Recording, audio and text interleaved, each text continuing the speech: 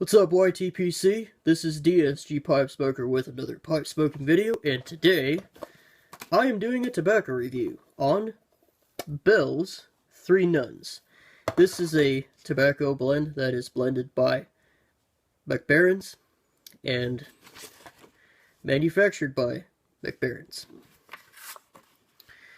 It is comprised of dark-fired Kentucky and Virginia. Originally, when it was produced as a Virginia Perique, with obviously Virginia Perique added to it. And the understanding is that this new reincarnation has pretty much taken the Perique out and replaced it with dark-fired Kentucky. Additionally, this particular tin of tobacco is unique because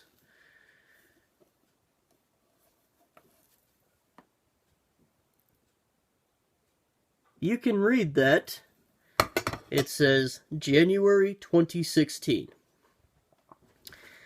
I got this blend, I want to say last month, during April of 2017. It is now, or no, was it April? It is either April or May of 2017. We are doing this review early June of 2017. So this tobacco has quite a bit of age on it, little over a year. And it definitely shows in the jar. So this is how it came. I would say about 60% of it came in a pressed clump. It didn't come in the nice little coins that everybody shows when they do a review on this tobacco. But before I show you the appearance, let's talk about the aroma, since I'm just now opening the tin.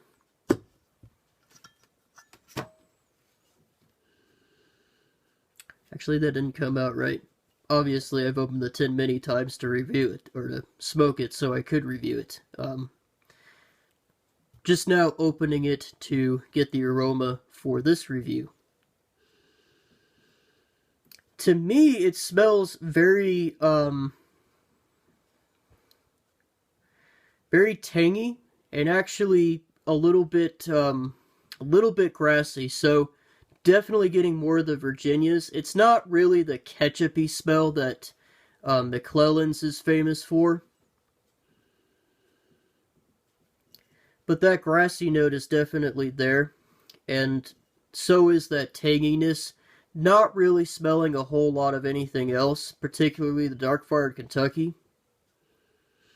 Yeah, it's not really there, but on this particular blend, this particular jar anyways, like I said, most of the tobacco came heavily compressed in this cake form. But normally, when you get it, let me see if I can find a good one. Actually, I could pluck one off of this monstrosity. That was a negative connotation, not really what I meant. This epic cake with coin tobacco. But this is typically what it looks like when you get it. It's a very small coin, I would say about 2/3, 3/4 the, see if I have it on my desk. I don't. About 2/3 or 3/4 the diameter of Peter Stockaby's Luxury Bullseye Flake, or Davidoff's Medallion Flake, I think is what it's called. Flake medallions, that's what they're called. That's typically what they look like. This being an aged tobacco, and being tight in that tin the way it was, again, it came as mostly a cake that was once comprised of pretty much all coin tobacco. With that being said, let's get into the smoking mechanics here. Smoking mechanic wise, the moisture content right out of the gate was very good. There weren't very many coins that I had to let dry out. Most of them, I just took them out of the tin, rubbed them out, and they rub out to this nice This nice ribbon cut, very easy to pack. It lights very easily, stays lit very well, doesn't burn down to a super thick ash. It burns at a relatively average pace too. About, 30 to 40 minutes or so, give or take, depending on what kind of pipe you smoke it out of. Additionally, it's about a medium body. The flavor to it is about a low medium. Smoke output is about average. It's not super thick, but it's not super airy either. Density-wise, it's pretty good too. In other words, it's not quite as airy as most Virginia-based tobaccos, but it's not right up there with, dark fire Kentuckys and heavy English blends either. So it's sort of in the middle in that regard.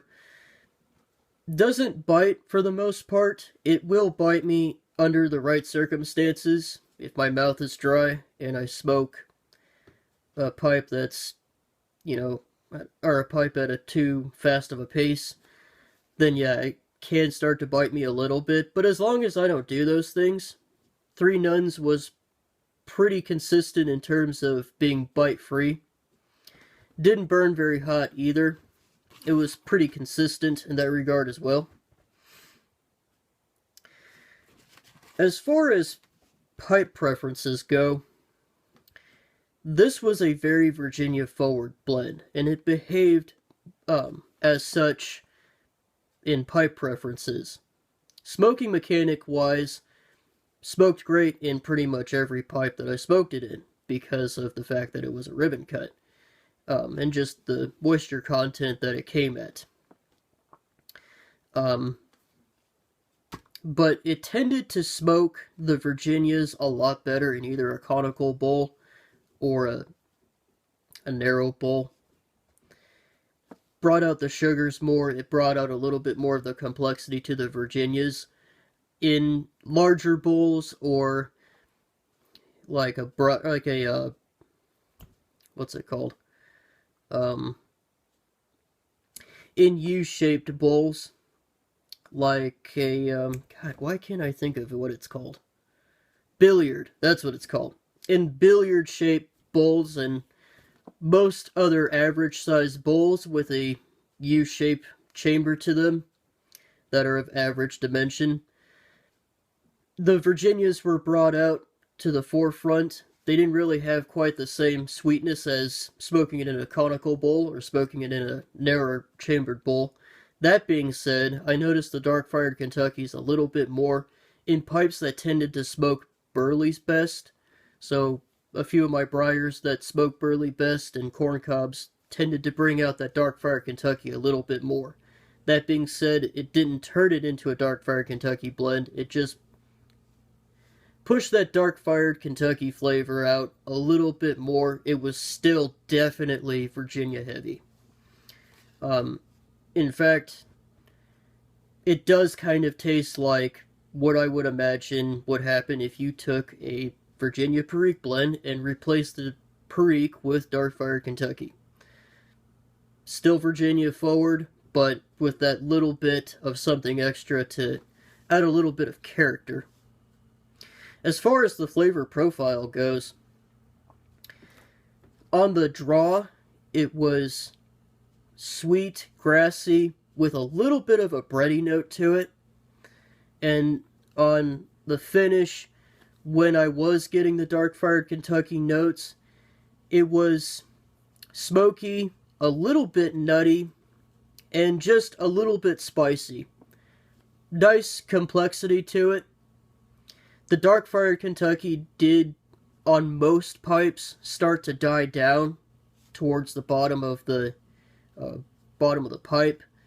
Again, the Virginias were very prevalent, but good all-around flavor profile.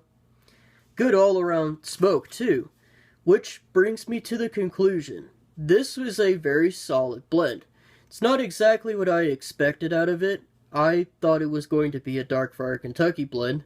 And I was kind of hoping that it would, compete with